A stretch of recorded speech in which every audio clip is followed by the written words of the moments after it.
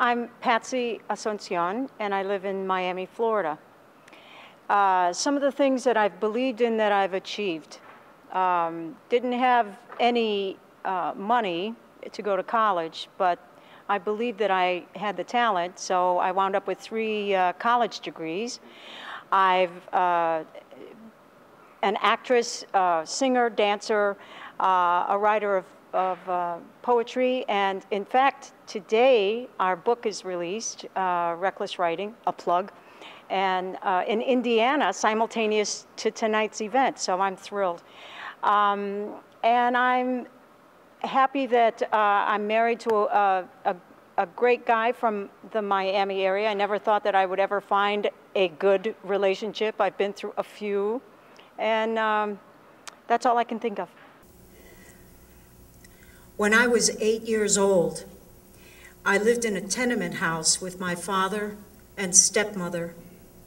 The kids in the neighborhood played in the alley. We'd coax rats out from the basement. Inside, the linoleum was cracked and old and never clean.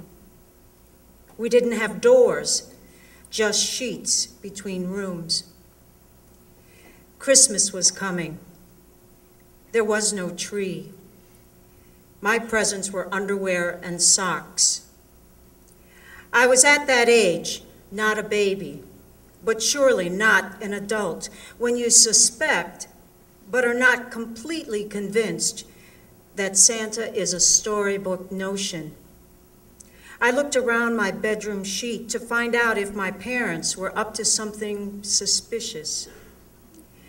At the time, I spent my afternoons at Erie House, a place where Chicago's poor youth could go after school. Erie House was what I really called home. It opened up new worlds for me. Erie House set up excursions to the suburbs. A family with a girl my age took me in for a weekend. I saw my first green lawn. The people I stayed with had clean feet, even clean toenails. That weekend, I remember thinking, I want a home, not a tenement house, but a home with green grass and clean floors. My family was so poor that believing I'd have a home with a lawn someday was like believing in magic. I wanted these things, but like with Santa Claus, I didn't really believe. When Erie House announced a trip to Northwestern University to see Santa, I just figured I'd go along for the ride. I would just smile when Santa appeared so I wouldn't spoil it for the younger kids.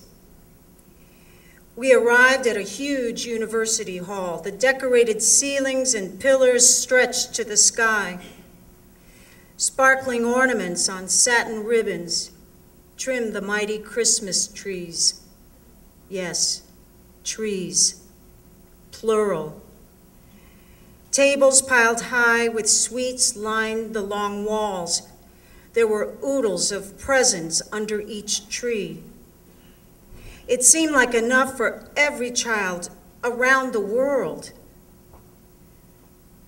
In the center of the back wall was this magnificent, bejeweled throne, which I quickly surmised was Santa's. The mystery man was not there yet. When Santa finally appeared, I noticed that his beard was real, and his boots were not plastic like the ones on department store Santas. He had snow white hair, and his suit was trimmed in genuine fur. I could tell the bag slung over his shoulder was stuffed with packages. Santa took the youngest child first on his knee.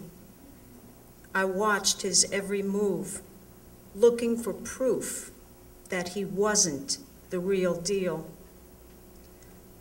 In spite of my disbelief in Santa, when my name was called, my heart fluttered. I exaggerated my measured walk towards Santa in hopes of appearing confident and sure. I didn't want anyone to think I was a baby. But when I sat on Santa's lap, the strangest feeling came over me. It was like a rainbow with all its colors wrapped around me. He asked me my name. How old was I? His eyes were a safe place to rest. Then Santa asked the question I'd been waiting for the entire night. Patsy, what do you want for Christmas? I knew this ordinary man, a rent-by-the-night Santa, couldn't possibly give me what I wanted. But just in case, I answered, I would like a cheerleader's baton. I hadn't told anybody, anywhere, not my dad, not my teachers, not the Erie House volunteers, no one. That's when the unimaginable happened. Santa reached into his sack and pulled out a sparkling cheerleader's baton just for me, just what I wanted. I hugged this man, no, Santa, as hard as I could, as long as I dared. How could he possibly have known my secret wish? Unless he was the genuine guy. It was then that I knew Santa is real.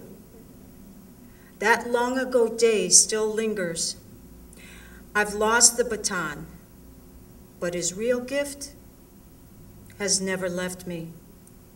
It was never about the baton, although at the time it was enough to make a little girl believe.